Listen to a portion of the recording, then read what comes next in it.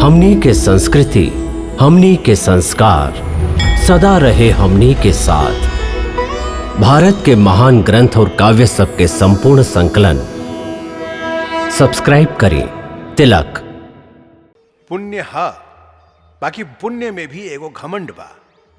यह अहंकार पैदा कर सकेला, जेकरा से बचे के चाहिए। एह तरह गुरु वशिष्ठ राम के कुछ लइकन के उदाहरण देलन कि अबही तक ये लइकन साथे पढ़त रहलन, अबही लड़त आरन। हर लइका अपना आप के दूसरा से ज्यादा बुद्धिमान समझेला। लइकन में भी अहंकार होला। अहंकार के चलते ही ये लइकन आपस में लड़ेलन झगड़ेलन। यही हाल बड़का लोगन के बा। जब मनुष्य एह तरह से साक्षी भाव से आपन कर्म के देखेला तो ओकरा में अहंकार के भावना पैदा नहीं के होला, विनम्रता आवेला। ऐसे कहल जाला, विद्या ददाति विनयम।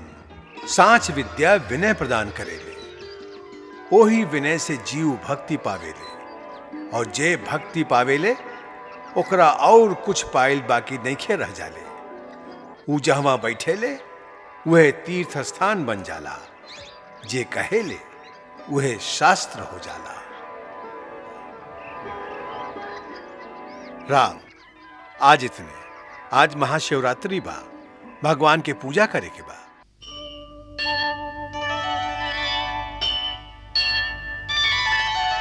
या कुंदेन्दु तुषार हार धवला,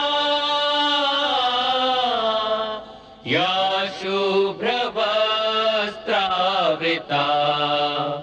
या वीणा वरदंड मंडितकरा,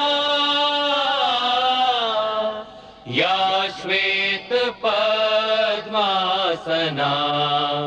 या ब्रह्माद्वित शंकर प्रभृतिभिः देवैः सदा वंदिता। सा मां पातु सरस्वती भगवती निःशेष जाड्यापहा, निःशेष जाड्यापहा।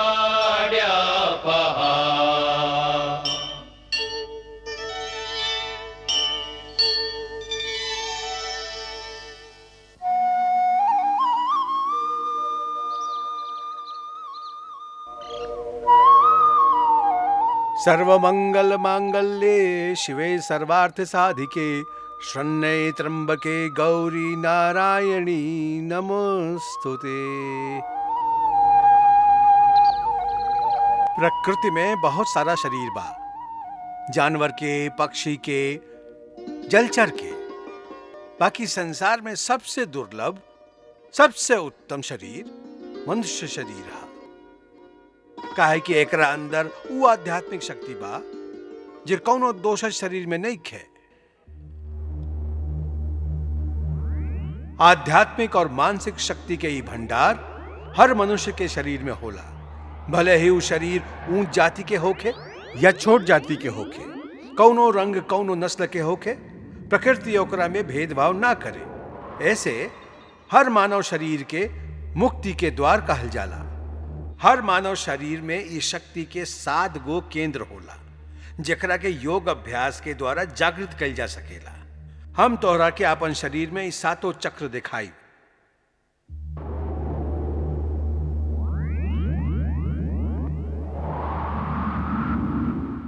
ई देखा, सबसे पहले हा मूलाधार चक्र। ई यह शक्ति के निवास स्थान है।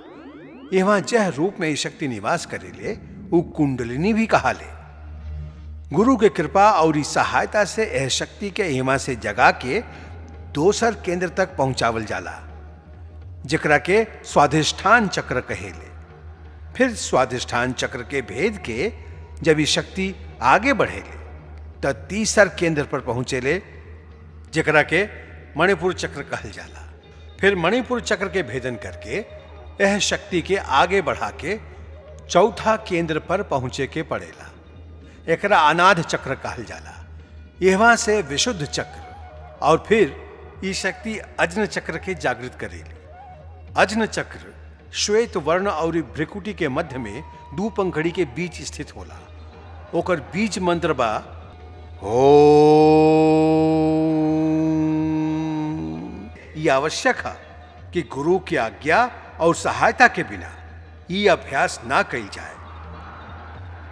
जब ये शक्ति जागृत होला तब सब केंद्र में ऊर्जा और तेज के एगो ऐसन वेग होला जैसे गंगा के प्रवाह होखे। ओकर तेज कई सूरज के तरह प्रकाशवान होला। कुंडलिनी जब आगे बढ़ेले तब साधक के चेतना के अलग अलग परत के अनुभव होला। यहां तक कि जब वो छठा चक्र के भेदन करके सहस्रार तक पहुंचेली त योगी पूर्ण समाधि में लीन हो जाला। जहां रोशनी ही रोशनी बा, प्रकाश ही प्रकाश बा, वहां पहुंच के एक अलौकिक आनंद की अनुभूति होला। जहां मानव की चेतना आदि और अंत के सीमा के पार कर जाला। वो परम चेतना के परिसीमा है, जहां तीनों काल और समस्त लोक ओकरा सामने प्रकाशित हो जाला। गुरु वशिष्ठ यह दिव्य रहस्य के जानत रहन कि श्री राम स्वयं भगवान विष्णु के अवतार हैं, जे विश्व के आधार हैं और जे स्वयं ब्रह्म ज्ञान और वेद के उद्गम स्थान हैं। फिर भी वो लोक रीति के निभावे खातिर उन्हें विद्या निधि के विद्या सिखावत रहलन। और भगवान राम मानव मर्यादा स्थापित करे खातिर बड़ा आदर से गुरु चरण में बैठ के शिक्षा ग्रहण करत रहन। अंत में जब राजकुमारन के शिक्षा पूरा हो गई तब गुरु वहां के अंतिम उपदेश दिहलन।